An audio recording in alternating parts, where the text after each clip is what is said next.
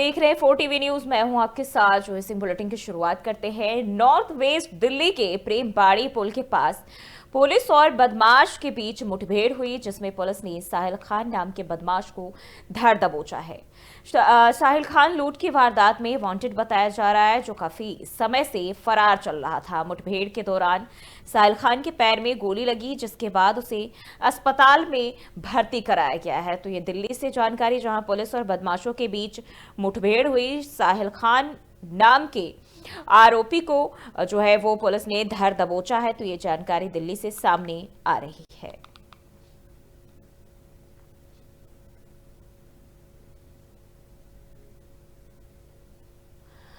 और आईपीएस अफसर हिमांशु कुमार को आईटीबीपी में बड़ी तैनाती मिली है। केंद्र सरकार ने आदेश जारी कर उन्हें डीआईजी आईटीबीपी नियुक्त किया है। कुछ दिन पहले ही यूपी सरकार ने हिमांशु कुमार को एनओसी दी थी, जिसके बाद ये नियुक्ति संभव हुई है।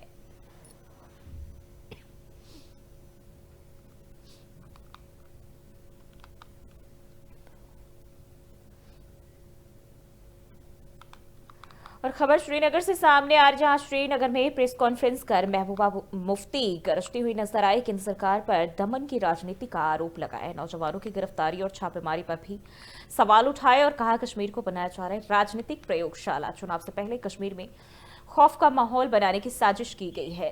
तो दरअसल एक आयोजित अपने प्रेस कॉन्फ्रेंस में महबूबा मुफ्ती ने कश्मीर के मौजूदा हालात को लेकर कई सारे गंभीर सवाल खड़े किए, जिसमें उन्होंने कहा कि सरकार एक तरफ चुनाव की बात कर रही है और दूसरी तरफ हर उस आवाज को कुचलने में लगी है जो सरकार से सवाल पूछती है। महबूबा ने दावा किया कि कश्मीरियों को खौफ के साए में धकेला जा रहा है। नौजवानों को बेवजह गिरफ्तार किया जा रहा है, कारोबारियों को डराया जा रहा है और विपक्ष की आवाज को दबाने के लिए छापेमारी का सहारा लिया जा रहा है। महबूबा मुफ्ती ने कहा कि कश्मीर को लेकर सरकार का रवैया सिर्फ दिखावे का है। विकास के नाम पर फर्जी आंकड़े पेश किए जा रहे हैं, जबकि जमीनी हकीकत यह है कि लोग अपनी बुनियादी जरूरतों के लिए भी तरस रहे हैं। महबूबा ने आरोप लगाया कि कश्मीर में जो भी चुनाव होंगे वो जनता की आवाज नहीं बल्कि सरकारी दबाव में कराए जाएंगे। उन्होंने कहा कि कश्मीर की असली तस्वीर छिपाने के लिए मीडिया पर भी दबाव बनाया जा रहा है और जो सच दिखाना चाहता है उसे परेशान किया जाता है। महबूबा मुफ्ती ने जो सवाल उठाए वो सिर्फ राजनीतिक बयानबाजी नहीं बल्कि कश्मीर की उस सच्चाई का हिस्सा है जिसे शायद सरकार नहीं देखना चाहती। और अब देखना होगा कि महबूबा के इन आरोपों पर सरकार की तरफ से क्या सफाई दी जाती है और कश्मीर की जनता किसका साथ देती है। आपने भी सुना होगा आज लेफ्टिनेंट गवर्नर साहब का एड्रेस हुआ और उम्मीद ये की जाती थी कि लेफ्टिनेंट गवर्नर साहब का जो खुतबा होगा वो जम्मू कश्मीर की मुश्किलात, मामलात और जम्मू कश्मीर के लोगों की जो ख्वाहिशात है, एस्पिरेशन है, उनकी अक्कासी करेगा। और उसके साथ साथ जो सरकार बनी है अभी हाल ही में यहाँ 3-4 महीने पहले, उन्होंने जो अपने मैनिफेस्टो में लोगों के साथ वादे किए हैं और उसके साथ साथ जो उनका एक नक्शा होगा, उनके जहन में विजन होगा कि हमने आने वाले 5 साल में जम्मू कश्मीर को इस मुसीबत से किस तरह निकालना है, उसके बारे में कोई डायरेक्शन की बात होगी। पर अगर आपने भी सुना होगा, मैंने भी सुना, जब 2019 में 5 अगस्त को हमारे जो होम मिनिस्टर हैं अमित शाह जी, उन्होंने जो 370 को 35 को इलीगली अनकॉन्स्टिट्यूशनली खत्म करके पार्लियामेंट में जो तकरीर की थी, और उसके बाद जितने भी यहाँ एलजी आए तो उनकी तकरीरें, चाहे 26 जनवरी हो, चाहे कोई फंक्शन हो, चाहे अभी जो हमारे प्रेजेंट एलजी हैं इनकी तकरीरों को अगर आप देखेंगे तो मुझे लगता है इस गवर्नर एड्रेस में और उन तकरीरों में कोई फर्क नहीं है। आपने भी उत्तराखंड के ऋषिकेश में एक विवाद ने सांप्रदायिक रंग ले लिया है। सर्वहारा नगर में बाइक शोरूम के मालिक और पार्षद समर्थकों के बीच हुए झगड़े ने सिख और पंजाबी समाज को भड़का दिया है। खासतौर पर मारपीट के दौरान सिख व्यवसायी की पकड़े उछालने की बात सामने आई, जिसके बाद समाज में जबरन आक्रोश जबरदस्त देखने को मिल रहा है। नाराज सिख समुदाय के लोग कोतवाली पहुंच गए और पुलिस से सख्त कार्रवाई की मांग की। दरअसल सर्वहारा नगर में सड़क पर पार्किंग को लेकर बाइक शोरूम मालिक और स्थानीय पार्षद के समर्थकों के बीच कहासुनी हुई। इस बात को लेकर बात इतनी बढ़ गई कि दोनों पक्षों में हाथापाई तक देखने को मिली और पार्षद समर्थकों ने शोरूम पर पथराव भी किया। इस विवाद के बाद दोनों पक्षों ने एक दूसरे पर गंभीर आरोप लगाते हुए पुलिस में शिकायत दर्ज कराई है। पुलिस ने दोनों ओर से क्रॉस मुकदमा भी दर्ज कर लिया, लेकिन विवाद ने तब तूल पकड़ लिया जब मारपीट के दौरान शोरूम मालिक की पगड़ी उछालने का मामला सामने आया और इस घटना से सिख समाज में भारी आक्रोश देखने को मिल रहा है। रविवार को सिख और पंजाबी समाज के सैकड़ों लोग कोतवाली पहुंचे और कोतवाल और सीओ से मुलाकात की। समाज के लोगों ने साफ कहा कि पगड़ी का एक अपमान केवल एक व्यक्ति का नहीं बल्कि पूरे सिख समुदाय का अपमान है और इसे धर्म पर हमला बताया। साथ ही चेतावनी दी कि अगर जल्द से जल्द आरोपी गिरफ्तार नहीं किए गए तो समाज उन्हें खुद पकड़कर सिख धर्म की बेइज्जती का बदला लेगा।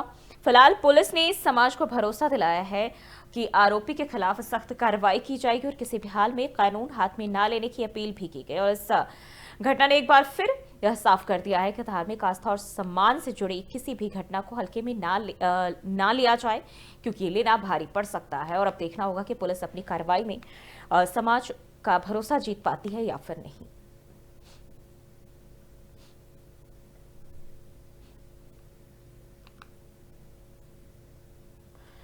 बढ़ते आगे जम्मू कश्मीर के कुपवाड़ा में मौसम का कहर जारी है। भारी बर्फबारी से जनजीवन पूरी तरह ठप हो गया है। खासकर पहाड़ी इलाकों में 2 फीट से ज्यादा बर्फ जमा हो चुकी है, जबकि मैदानी इलाकों में भी 1 फीट तक बर्फबारी दर्ज की गई है।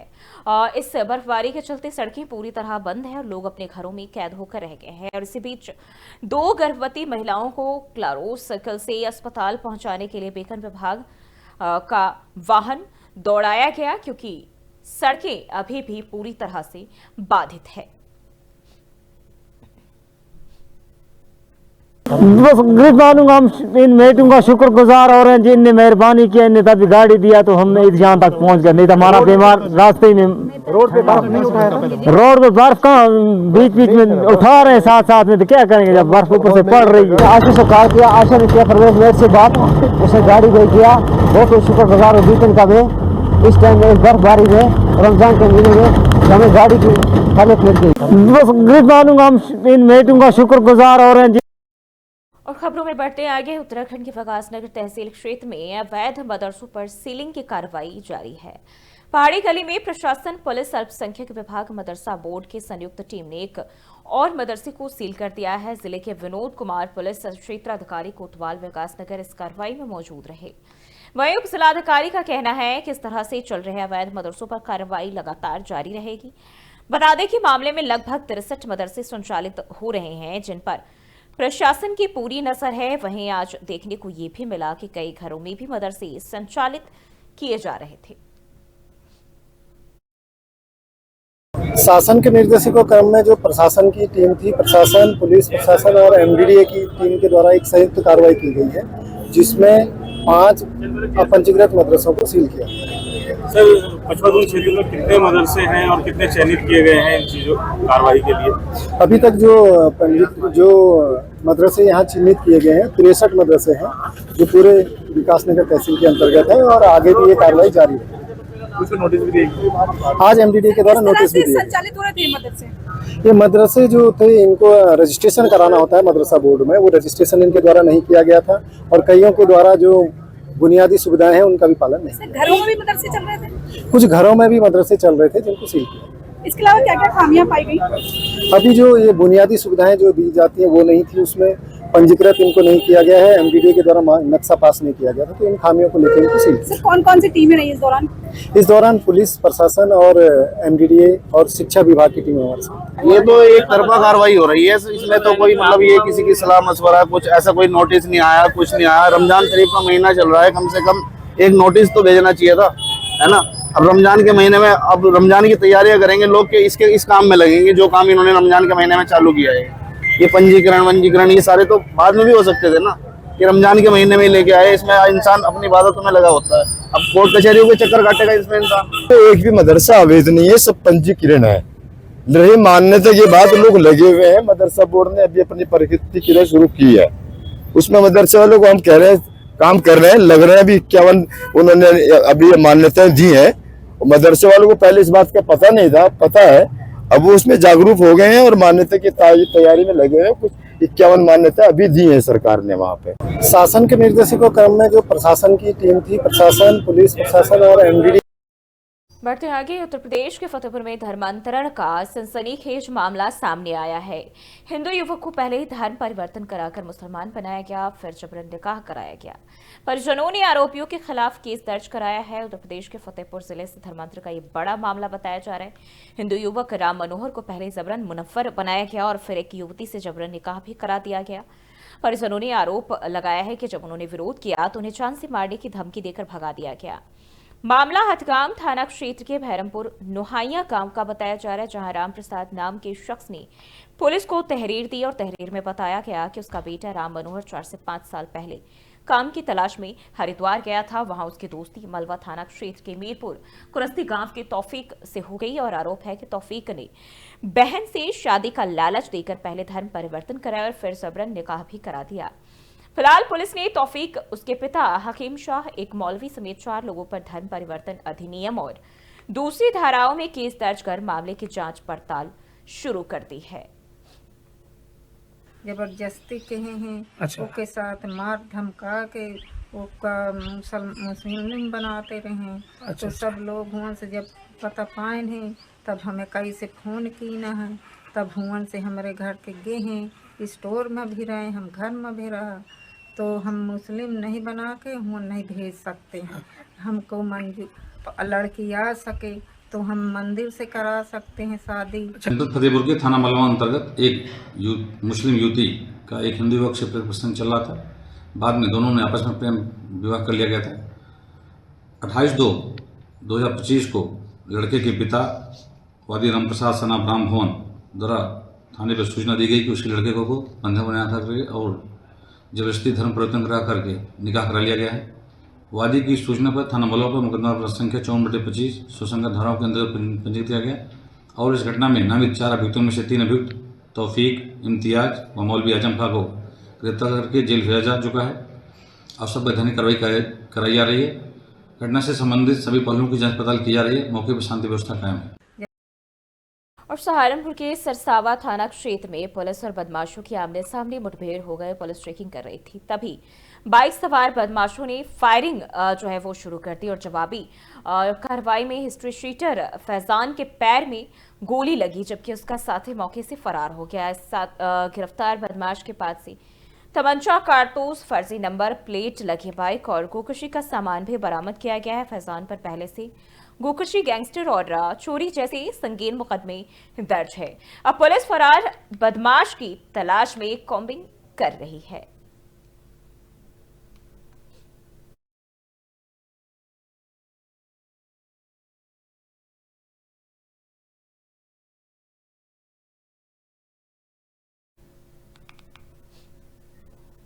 बढ़ते हैं आगे। बाराबंकी के घुंघटेर थाना क्षेत्र में पुलिस और लुटेरों के बीच देर रात मुठभेड़ हो गई।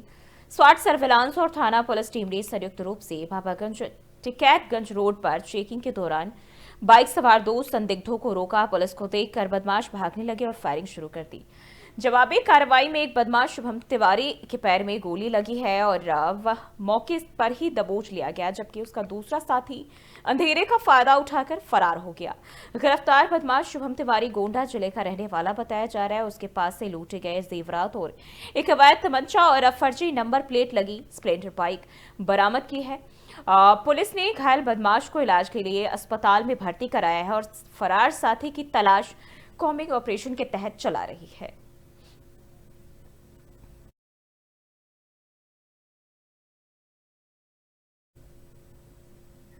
तो फिलहाल के लिए इस बुलेटिन में बस इतना ही। देश और दुनिया की तमाम खबरों के लिए देखते रहिए 4TV न्यूज।